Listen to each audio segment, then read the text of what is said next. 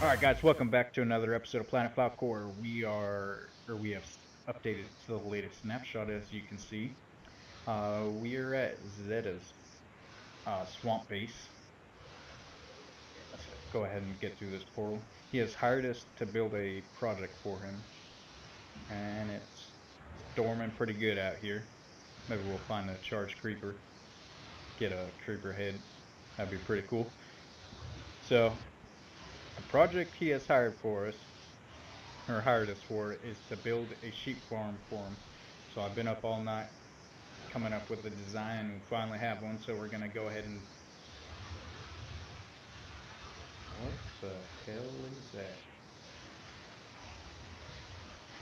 Did he block somebody up? What is... Hey, wait a minute, that's not Zeta. Where did Skin go? What the hell is that? Interesting. Well, maybe we should free him.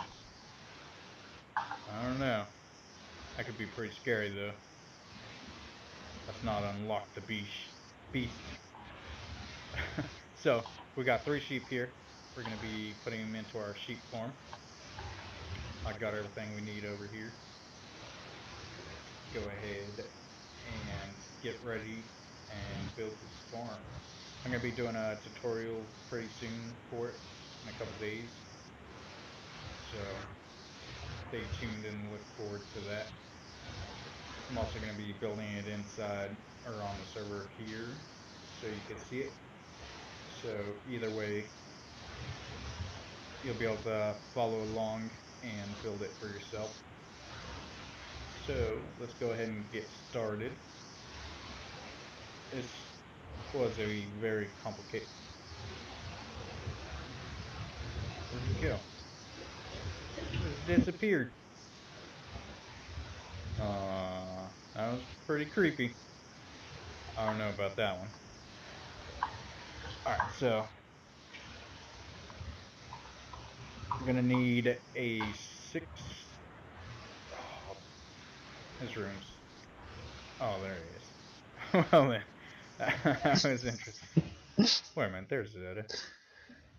Now he's back to normal. That's a lot better. 9, 10... This room... Hold on. This is gonna screw up my entire design.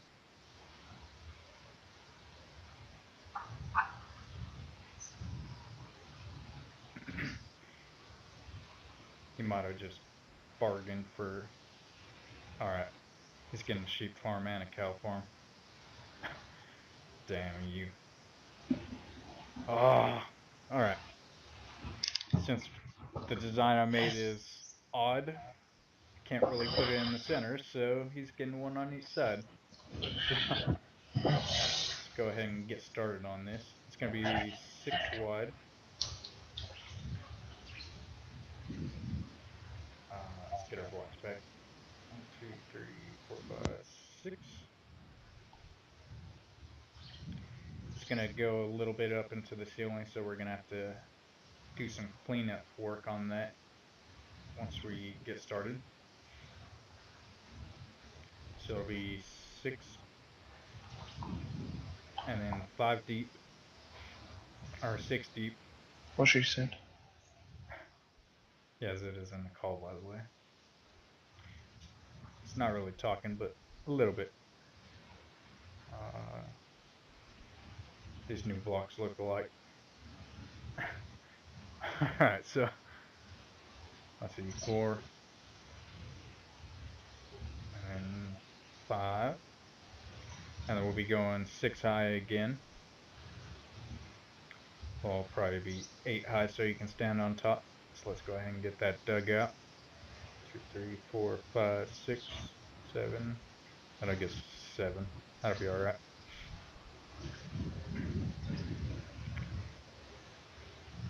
Alright.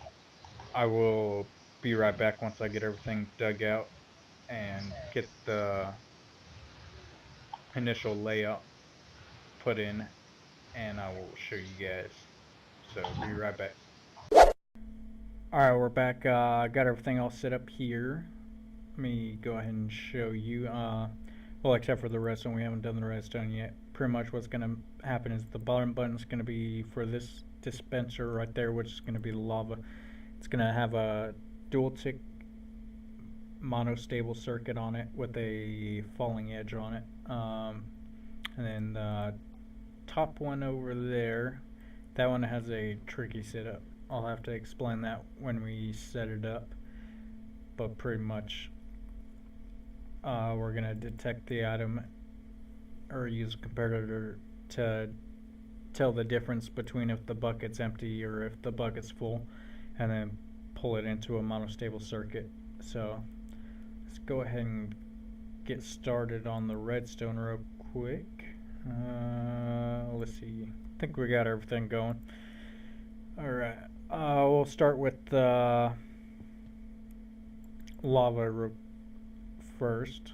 Let's go ahead and break this glass and get a lava bucket in there so you guys can see. That was a water bucket, not a lava bucket. Alright. These circuits are very simple circuits. It took me a while to figure them out, but finally got them figured out. Let's go ahead and break this so we can see where the buttons are. So what you're going to do is have 2 torches right there, a repeater, and then a redstone dust. Okay, and then for that creates 1 pulse. Oh, apparently we didn't fill this glass back in. Let's go ahead and do that right now to prevent lava spills. Let's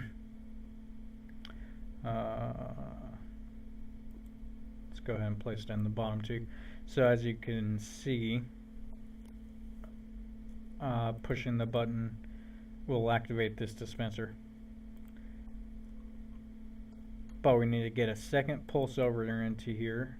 So let's create a monostable circuit, which is what this is right here. And then all we have to do is put a repeater going into it and go like that. Actually, let me put this one on 4 ticks and that one on 0. I have a new mouse now, by the way, so trying to get used to it. So pretty much what will happen after the button is pressed, this one will trigger first. What will happen is the torch will unpower, which will come in here, depower this monostable circuit, and then 4 ticks later, well, it'll also depower that, and then 4 ticks later it will re-trigger this redstone dust. Well, let's go ahead and show you. It's a very quick pulse. So let's go ahead and get this top section hooked up. Alright, let's get up here. Alright, there we go. Pretty much all you have to do is first we have to get some blocks off of that, and then I am failing at jumping very badly. Alright. Or, oh, really? That just happened. Oh god. This is not happening. Okay, there we go. Alright, let's eat real quick. And then all you have to do is hook up a comparator to it. 2 dust coming out of the side. Let's get our blocks back on the bar. Okay, let me show you this real quick. Get a water bucket in there.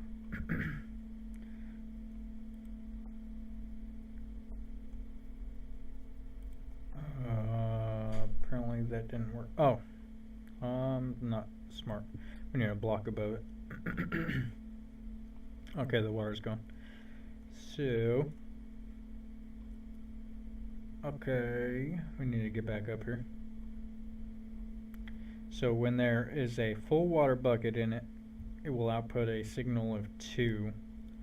When the water bucket is empty, it will only output a signal of 1. So we're going to use that in our advantage and get a signal coming off of this when it's, or create a monostable circuit, and then when the water bucket is full, it'll depower the monostable, allowing a redstone signal to come through. So whenever we hit the dispenser, it'll allow the signal to get all the way through at a 4-tick delay. So let's go ahead and get another monostable here. This is a leading edge monostable circuit, by the way. The one down there is a falling edge. And then we need to get rid of our ladders here. I only had them so we can get back up when we're running back and forth. So let's get that up there, and then we need to get back up. And then just have 8 ticks of delay. That's pretty much it. These are going to control the piston that pushes the sheep to the side. So what'll happen is, let's go ahead and deactivate that. Okay, so we'll trigger the water. It'll retract the monostable here, as you can see, so signal can get through. So once we retract the water, it'll give it a 2 power strength and allow signal to get through this monostable circuit, which will allow that piston to get through. Hold on. Did I put it on the wrong side? I think I did. Hold on. I put the piston on the, or the redstone on the wrong side. Oh, that's pretty embarrassing. Yep, it's right there.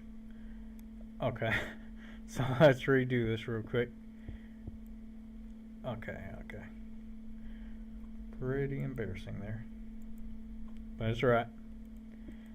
It's a learning experience. So, I need to get back up there. Okay. 2 redstone for this, create a monostable circuit, and then 2 blocks with 8 ticks of delay. So let's show you this again. Okay, since the water's already out, it'll go ahead and do it. So as you can see, that piston shoots out. What'll happen is when that dirt block's not there, there will be a sign there to keep the water from spreading.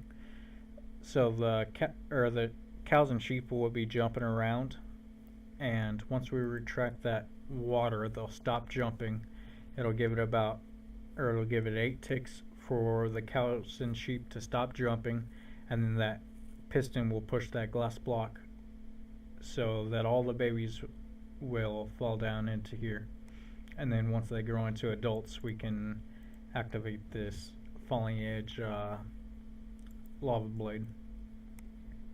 So let's go ahead. Oh, that sheep scared the crap out of me. So let's go ahead and do this side real quick. Am I on the wrong side again? I think I am. Show you how it's done. I'll also be having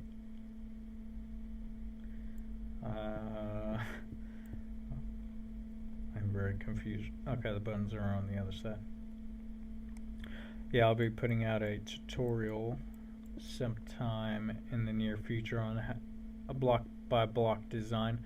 I decided not to do it in this because it'll get the episode boring, even though listening to me is probably boring anyway. So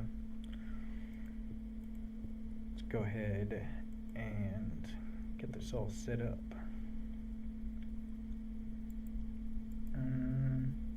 Yeah, I hope you guys are enjoying this series.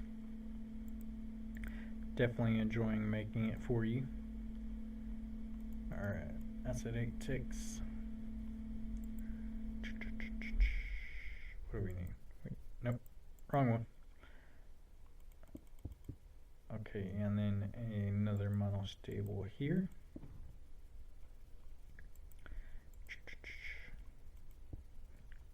What I said? That one's at 0 or 1 tick. Alright, now all we have to do is that top one. Alright, that one's water, that one's lava. Oh, the sheep better not get stuck in here. I need you. Don't do it. Yeah, I think for the rest of the episode will be... What do I need that? We'll be working on the... Which side is this on? This side.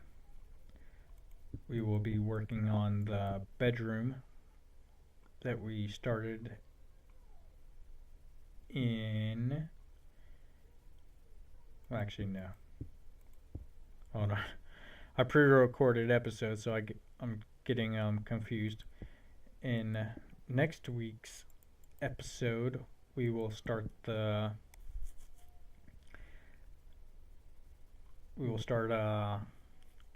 working on the furnace array, and also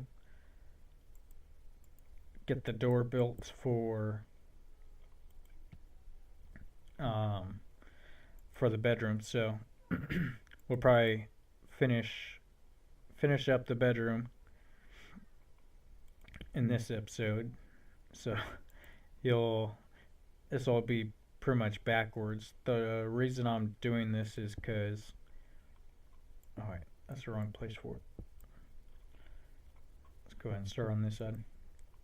After I recorded next week's episode, Zeta asked me to do this project, so